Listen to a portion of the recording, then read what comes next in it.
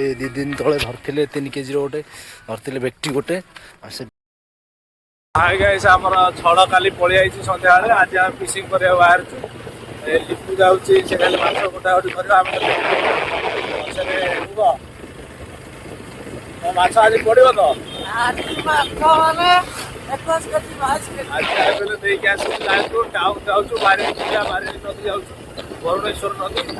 आज माछ पड़ो चलो देखिए कौन पलि आसू जो छड़ पड़ो से नई पकईब